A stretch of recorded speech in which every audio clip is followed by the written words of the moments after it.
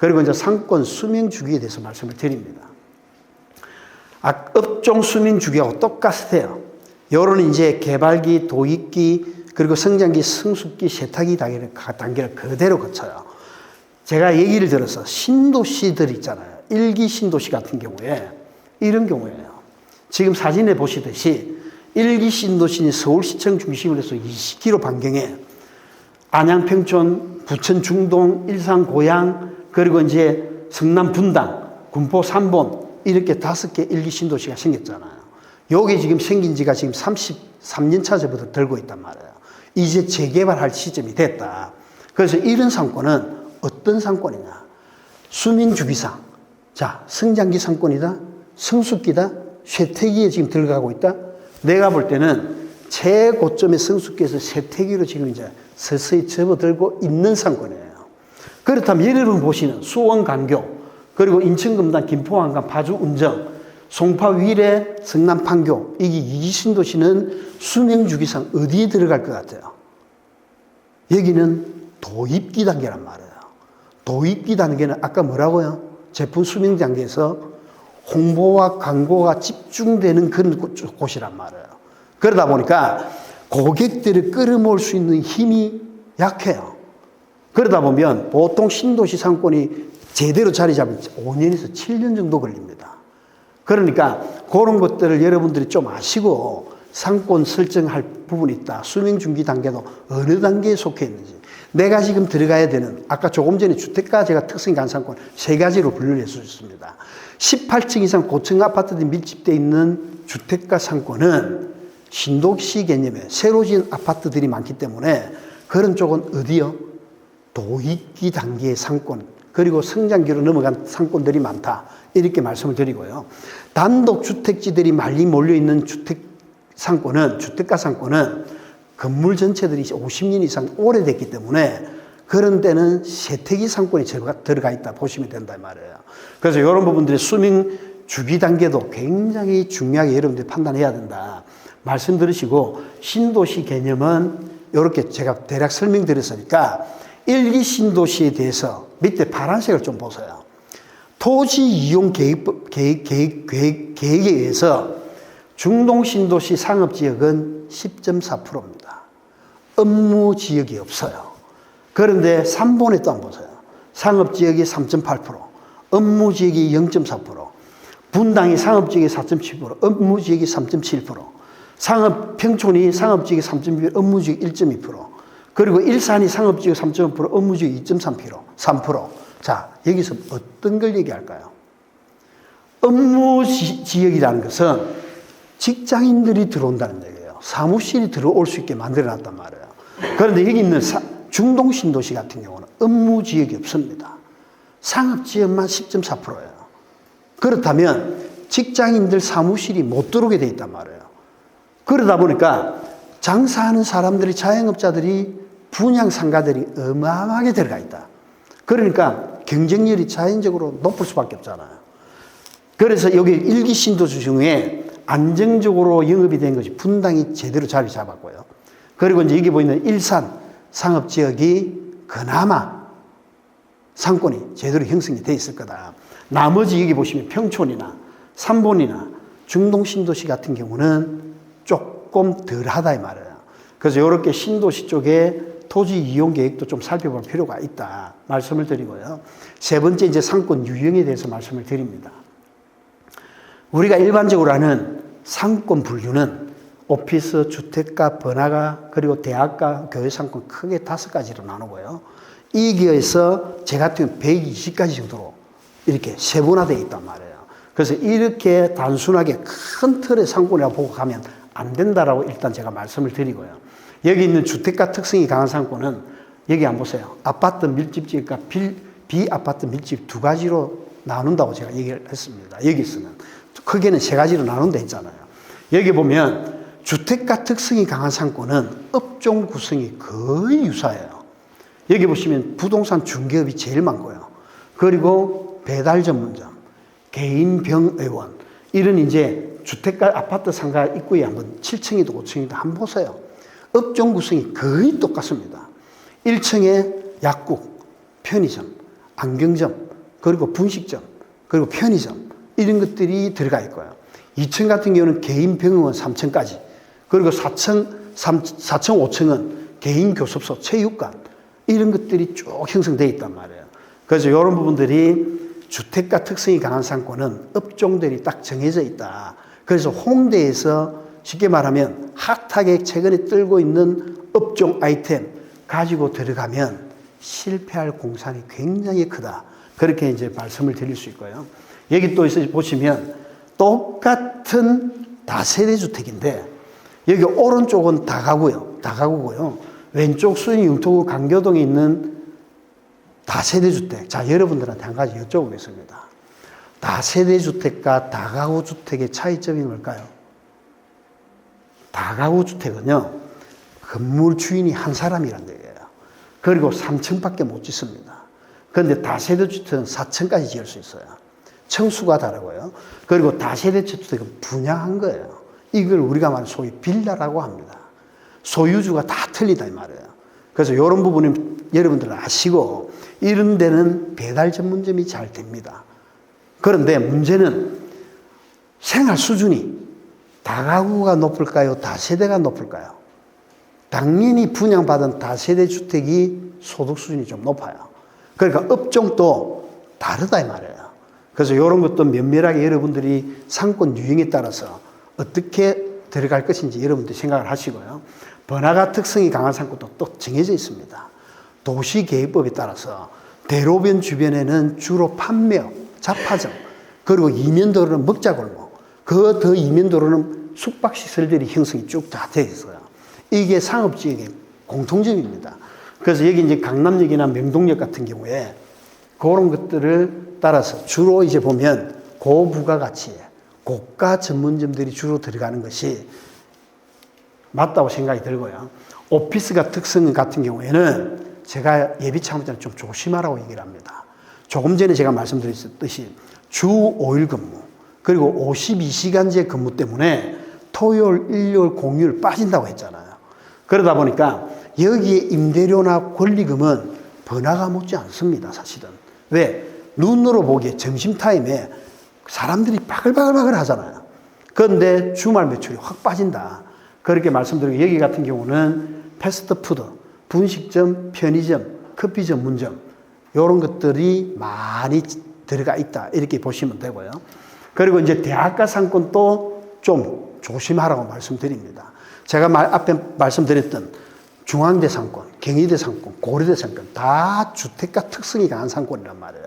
그러다 보니까 여기 대학가 상권은 대학생들이 우리 학기 중에는 사람들이 굉장히 많다 보니까 임대료 권리금 높아요.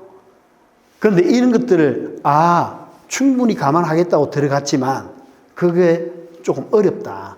그래서 여기도 보면 중저가 상품을 취급하는 점포들이 많이 들어가 있다 이렇게 보고요.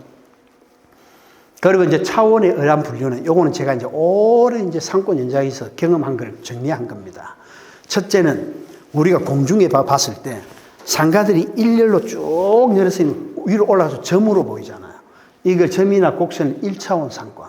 그리고 우리가 일반적으로 말하는 강남역 상권, 홍대 입구역 상권, 면으로 차지하는 그거를 우리가 일반 상권. 그리고 3차원 상권은 공간이잖아요. 백화점에, 대형 복합 쇼핑몰에, 음식업, 서비스업, 소매업이 다 한꺼번에 몰려져 있잖아요. 그거는 독립된 3차원 상권.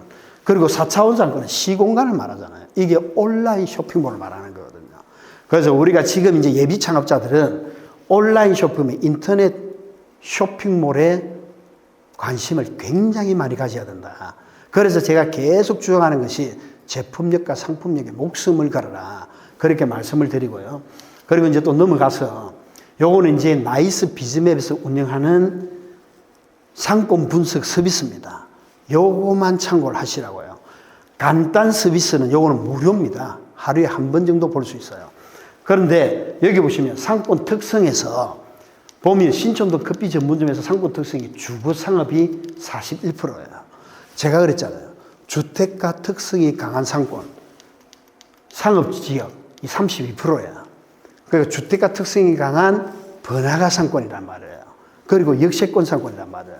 그래서 이렇게 상권 분석 서비스에 가면 상권 유형을 세밀화했기 때문에 이런 걸 좀 참고를 하라고 말씀을 드리고요.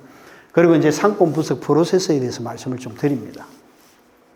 상권 분석은요, 여기 6단계에 걸쳐서 분석을 하시면 돼요. 첫째는 아까 제가 상권 범위를 500m 일단 그리라 했잖아요. 본인이 보고 있는 그 점포 중심으로 해서. 지도상에 그려놓고 난 뒤에 제일 먼저 도로 파악을 해라. 왕복 6차선이 그 상권 범위 안에 있느냐 없느냐를 먼저 파악해란 말이에요. 왕복 6차선 도로는 상권을 왼쪽 상권, 오른쪽 상권 분리한다 했잖아요. 그래서 도로 파악을 먼저 해라. 그리고 두 번째, 방위 파악. 요거는 아까 얘기했잖아요. 방위법에서 1, 4분면, 2, 4분면, 3, 4분면, 4, 4분면으로 네 가지 상권으로 쪼갤 수 있다. 그리고 6차선이 없을 때는 반경으로 그리도 된다. 이렇게 얘기를 했어요. 그리고 이제 교통 발생은 트래픽 제너레이터를 해서 교통 유발 업체를, 시설들을 말해요. 대표적인 것이 상권 보면 뭐예요? 사람들이 막 가장 많이 지나다니는 곳, 지하철역, 그리고 백화점, 이런 것들이 교통 발생원이란 말이에요. 그리고 네 번째, 사람들이 어디로 많이 다니는지 보란 얘기예요. 동선 파악. 그리고 다섯 번째, 업종, 업대 파악을 했습니다. 내 경쟁점이 얼마나 있는지, 그리고 그 경쟁점들이 업태는 어떤 식으로 운영하는지, 그리고 이제 상권 유형, 주택가 특성이 강한 번화가, 대학가 상권, 이런 식으로 세밀화할 필요가 있다. 그래서 이제 상권 분석하는 목적 세 가지가 여기 다 들어가 있잖아요. 상권 범위 설정, 그리고 수명 주기 단계, 상권 유형 파악. 이렇게 이제 상권 분석 프로세스 6단계를 거쳐 분석하면 된다 말씀을 드리고요. 도로 파악은 시내 도로는 자동차 전용 도로에서 주요 간선도로가 왕복 6차선 이상, 간선도로가 왕복 4차선 도로, 그리고 지선도로가 왕복 2차선 도로, 골목길 인도와 차도 구분이 없는 게 골목길이라고 합니다. 이런 도로도 기본적으로 좀 알고 가야 된다 말씀을 드리고요. 현장에 나가시면 제발 그 후보지 점포 보시고 오지 말란 얘기예요. 내가 지금 시간 내서 그 후보지 점포를 봤잖아요. 그럼 하루 정도는 그 상권 범위 안에 계속 돌아보면서 사진을 도로 상황에 따라서 사진을 계속 찍으란 얘기예요. 그러다 보면 왕복 지금 8차선 도로변에 신촌로 6차선으로 왼쪽 상권 오른쪽에 분리되어 있다. 그리고 백범로 4차선은 어떻다. 그리고 2차선은 어디에 이렇게 형성되어 있더라. 골목길은 어떻더라. 좌측과 우측 상권이 틀리더라. 제가 말씀을 다 드렸습니다. 골목길이라도 왼쪽 상권, 오른쪽 상권 틀리다 이 말이에요. 업종 구성들을 쭉 보시란 얘기예요. 여기에 연세로 칠길 왼쪽은 전부 주점들이 몰려 있고요. 오른쪽은 커피숍이라든지 이런 이제 편의점 이런 것들이 있단 말이에요. 미묘하게 틀린다. 이렇게 말씀을 드리고요. 방위 파악은 제가 이런 거 강의할 때 얘기를 안 했어요. 안 했더니 다 알고 알 줄 알았더니 모르더라 이 말이에요. 여기 보시면 에피소드는 제가 말씀 안 할게요. 그래서 이제 이런 것들을 저 왼쪽에 보이는 사방위표 동서남북 요게 지도의 맨 위쪽에 딱 그려집니다. 자, 위에서 볼게요. 지도에서 저렇게 방위표를 딱 갖다 놓고 이 지금 신촌점이잖아요. MG커피. 자, 이 매장은 지금 이렇게 파란색 방향으로 보고 있어요. 어떤 방향으로 보고 있다? 사방위표에 의해서 북쪽은 위쪽은 무슨 방향? 북쪽. 아래쪽은 남쪽. 오른쪽은 동쪽. 왼쪽은 서쪽. 상하 좌우 동서남북이 방위법에서 딱 정해져 있단 말이에요. 여러분들이 지도를 펴는 그 순간 위쪽을 가리키는 게 북쪽이라 이 말이에요. 그러다 보니까 이 지금 점포는 파란색 보니까 정북 방향이에요. 이 점포는 방향으로 봤을 때 좋은 점포다 나쁜 점포다. 여러분들이 아파트를 구하고 사는 집을 구할 때 어떤 방향이죠? 남향이 좋다잖아요. 볕이 잘 들어와서. 그런데 상가는 볕이 적게 들어오는 북향이 좋아요. 왜 그러냐? 제품을 앞에 진열하고 했을 때 제품이 햇빛에 노출돼서 빨리 변색되잖아요. 그리고 유통기한, 보관기간이 짧아져요. 그래서 점포 같은 경우는 북향이 좋다. 이렇게 말씀을 드리고요. 그리고 여기 있는 보시면 주변에 지하철 상가, 지하철 역사라도 주 출입구가 있습니다. 여기 신촌역 같은 경우는 2번, 3번 출구고요. 이수역 같은 경우는 1번부터 14번 출구가 있단 말이에요. 옛날에 있던 태평백화점 주변이 주 동선이란 말이에요. 거기는 12번, 13번, 14번 출구가 있단 말이에요. 거기에 노점상들이 많은 곳이 그게 주동선입니다. 그랬을 때 주동선상의 뒤쪽에 골목에 들어가는 것이 다른 쪽 골목에 가보다 성공 확률이 굉장히 높다. 그래서 주동선을 먼저 파괴라 말씀드리고요. 그리고 이제 앞에 있는 교통유발, 백화점이나 이런 것들이 어디 있는지 보라는 말씀을 드렸습니다. 그리고 이제 사람들이 말하니까 연세로 요 라인이 주동선이고 오른쪽에 이제 빠지는 조 라인 쪽에 요 라인이 주동선이란 말이에요. 그래서 가능하면 주동선 주변에 가는 것이 좋다. 이렇게 말씀을 드리고 업종 파악하는 것은 소상공인 시장 진흥의 상권 정보 시스템에 가시면 요 데이터가 다 나옵니다.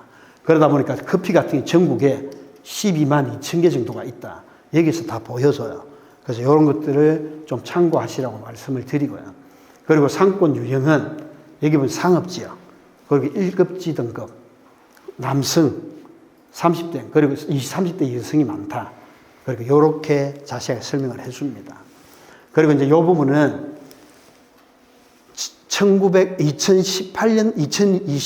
2018년도까지 소상공인진흥공단이 이걸 보여줬어요. 내가 여러분들한테 이걸 제공하는 것은 지금 이거 안 보여줍니다.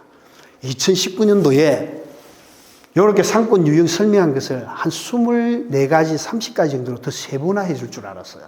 그런데 안타깝게도 이것을 없애버렸습니다. 그래서 제가 요거는 네이버에 쳐도 여러분들이 못 구해요. 강의하면서 제가 여러분들에게 이거 제공하는 것은 상권 현장에 가셔서 상권 유형을 이 표를 보고 조금 전에 제가 말씀드렸잖아요. 카카오맵 지도에, 디지털 지도에 제1종, 제2종, 제3종 일반 주거지역에서 고밀도 주거지역이 어디에 해당되고요? 된다고요? 제3종 일반 주거지역. 그리고 중밀 주거지역이 어디라고요? 제2종 일반 주거지역. 저밀 주거지역, 단독주택지가 몰려있는 제1종 일반 주거지역.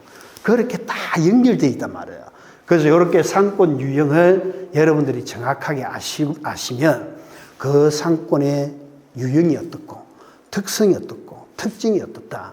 여기에 내가 들어갈지 말아야 될지 결정할 수 있는 기본 데이터가 될 수 있다. 이렇게 말씀을 드립니다.